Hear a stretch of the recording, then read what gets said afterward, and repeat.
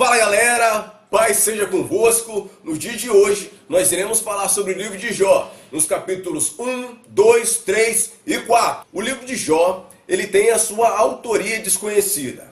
A autoria do livro de Jó, ela é incerta. Alguns estudiosos vão dizer que foi Moisés que escreveu quando ele estava na terra de Midian. Fatos literários do Bíblio vão comprovar que ele era de uma época patriarcal, ou seja, da época de Abraão até a época de Moisés, talvez chegando um pouco mais perto ali de Josué. A sua data também é incerta. No Targum vai dizer que foi escrito próximo ao século I. Alguns vão dizer que foi escrito entre o 1500 ou 600 antes de Cristo. De fato o livro ele conta uma história próxima da idade de Abraão. Provavelmente eles eram conterrâneos. Sobre a data dele, não tem nenhuma informação sobre a lei mosaica. Então tem informações sobre processos da época patriarcal. Por exemplo, Jó, ele chamava os seus filhos para se purificarem e também para fazer sacrifícios. Esse processo ele só era desenvolvido pelos patriarcas de Israel. A localidade de Uz, ela também é incerta. Provavelmente ela fica perto do rio Eufrates, próximo a Ur dos Caldeus, onde você vai ver que nesse meio tempo, quando surgem as provações, algumas pessoas dessas localidades circunvizinhas o atacam. Algumas pessoas entendem que o livro de Jó é considerado como uma lenda, um conto. Porém, Tiago o cita em sua carta. Isso significa que dá a historicidade do livro de Jó. Isso dá autenticação para esse livro, dizendo que Jó é de fato uma pessoa real. O livro de Jó é como se fosse um poema. Então a poesia hebraica, isso lembra muito um processo de Gênesis, no capítulo 1 e 2, onde você vê Moisés estruturando toda a criação em forma de poema. Só que o poema hebraico, ele é sintetizado em paralelismo. E isso é dado em 3 tipos, são eles. O sinônimo, que significa que a segunda linha condiz com a primeira linha que foi dada. O antitético. O antitético significa que a segunda linha é um contraste total da primeira linha da qual foi escrita. O sintético significa que a segunda linha ele é um acrescentativo da primeira linha, que corrobora para o pensamento total. E isso é a poesia hebraica. Então não é tão fácil entender o livro de Jó assim. O livro de Jó, logo no seu início, ele conta como que ele era íntegro, temente a Deus, que se desviava do mal, ou seja, tentava não fazer coisas erradas. Ele tinha 10 filhos, 7 eram homens, 3 eram mulheres, e conta depois que os seus filhos, eles eram unidos. Toda vez que um filho queria fazer uma festa, chamava suas filhas também para participar junto delas. E Jó, nesse pensamento, não querendo que algum desses filhos desviasse em algum momento, chamava todos os seus filhos para se purificarem. E ele fazia um sacrifício para cada filho, pensando, será que alguma vez o meu filho se desviou nessas festas? Então Jó, além de ser temente a Deus, ele ensinava os seus filhos o caminho de Deus. Provavelmente inspirado por Abraão, da qual eles eram conterrâneos. No versículo 6 em diante, nós começamos agora a problemática do livro, trazendo que quando Deus foi se reunir com os seus filhos, ou seja, os seus anjos, nós vimos que também Satanás vai próximo a ele. Satanás, que significa o adversário, o diabo. Não existe a palavra Lúcifer na Bíblia. A primeira provação do diabo para Jó é: o homem só serve a Deus por barganha, só serve a Deus por interesse, só serve a Deus enquanto Deus está o abençoando. Em outras palavras o homem só vai até Deus por aquilo que Deus pode ofertar ao homem. Então, numa prova contra Satanás, Deus deixa que ele vá e toque em tudo que ele tem, na sua material. Jó, ele era o homem mais rico do planeta. Era o cara mais milionário que tinha naquela época. Não tinha ninguém superior na quantidade material do que Jó. Satanás vai então e toca tudo que é material na vida de Jó? Nós temos 4 fenômenos. Primeiro, ele recebe um ataque aqui dos sabeus. Sabeus era um povo nômade, da qual eles chegaram e raptaram e levaram os seus bois. Depois ele recebe um ataque dos caldeus.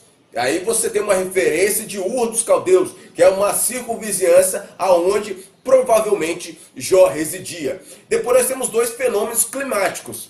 Primeiro, tem uma informação de cair fogo do céu, e algumas versões vai falar que caíram raios do céu também, e mataram seus filhos, mataram seus servos. Na outra situação, veio um vento forte, em algumas traduções vão dizer até mesmo que foi um furacão.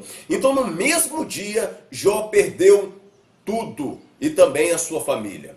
Agora imagina só qual é o psicológico de uma pessoa saindo de um funeral. Qual é a primeira reação que ele tem?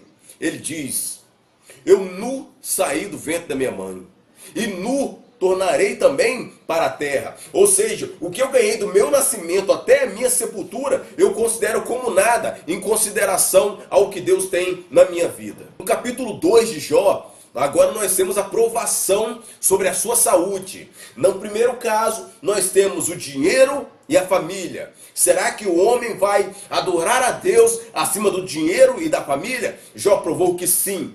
No capítulo 2, nós vemos que a provação de Jó agora é sobre a sua saúde. Será que o homem vai continuar adorando a Deus com a sua saúde prejudicada? Como diz Martinho Lutero, Satanás é um cachorro acorrentado pelas mãos de Deus. Então tudo que Satanás vem fazer na vida do homem neste momento aqui é com a permissão do Senhor. Nessa situação, o diabo também poderia ter matado Jó. Você vê que Deus só pede para ele tocar nos bens e tocar em sua pele, não deixando que ele o matasse. Colocando um paralelo, nós temos 2 situações na nossa geração.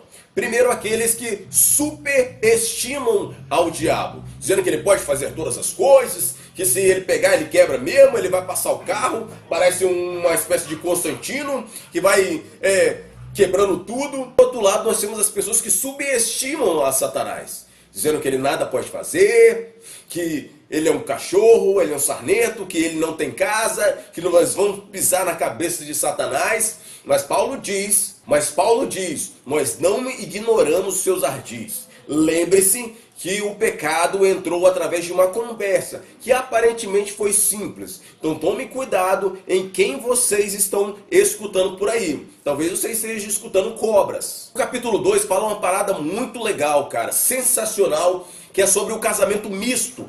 É o que dá mais problema na comunidade, é o casamento misto, é o julgo desigual. Você vê que a esposa de Ló, não fala aqui o nome dela, mas ela estava acostumada com o sucesso, estava acostumada com o dinheiro, com a grana. Quando ele perde tudo, a primeira coisa que ela fala é: a sua religião é um fracasso.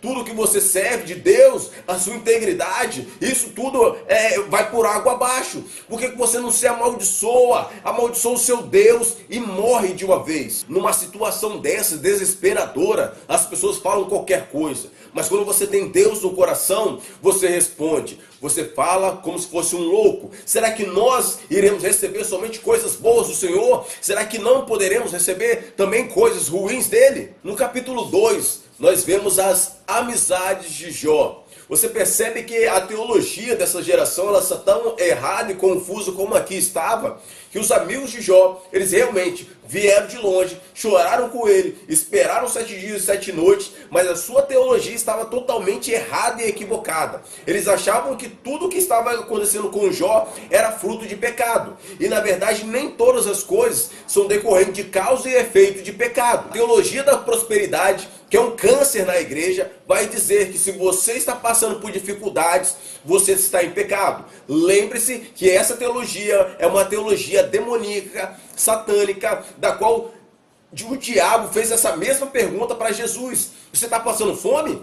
Olha essas pedras, sei que tu és o Filho de Deus, por que não as transforma numa mata-rocha, num hambúrguer, num cachorro-quente e come? Você vai passar fome por causa de quê? E às vezes essa pergunta é feita para nós. Ô Télio, você está passando fome? Por que não vende então droga, cocaína? Lembre-se que Jesus sempre te oferece uma cruz, mas o diabo, ele vai te oferecer um palco às glórias desse mundo. Capítulo 3, nós vemos que Jó amaldiçoou o seu dia, e essa aqui é a maior poesia registrada nos antigos escritos. No capítulo 4, nós vemos ele é um religioso dogmático. Ele acredita que Deus realmente é justo, que Deus faz todas as coisas, porém o seu erro e o seu sofrimento é devido a alguma grave crise de pecado na vida de Jó. Ou seja, nós temos que tomar cuidado com as nossas amizades para ver se a teologia deles, se o pensamento deles, em algum momento de crise sua, não vai vir também para te destruir. Porque você já está mal, você já perdeu sua família, já perdeu seus bens, e agora as outras pessoas vão tentar colocar na sua cabeça que você é o culpado de todas as coisas. É a mesma situação como se eu fosse assaltado e o problema fosse meu e não do ladrão. O ladrão, ele tem a escolha de ele ser um ladrão ou de ele ser um trabalhador. Eu sou um trabalhador, nós dois somos pobres, mas ele resolveu roubar uma outra pessoa que é trabalhadora. Como isso pode acontecer? Porque eu sou o culpado de uma ação de uma outra pessoa. É nesse caso aqui que ele faz, tenta colocar na cabeça de Jó: você é o culpado, você deve ter feito alguma coisa muito grave para que Deus venha com esse problema para a sua vida, com essa provação para a sua vida, com esse sofrimento para a sua vida. Você, Jó, é o culpado de tudo isso. Terminando por aqui, será que Jó de fato murmurou? Será que ele esperou todas as coisas por Deus? Será que essas perguntas não são murmurações? O que é que vai acontecer com Jó? Não perca os próximos capítulos amanhã. Valeu e tamo junto, galera! Paz seja convosco!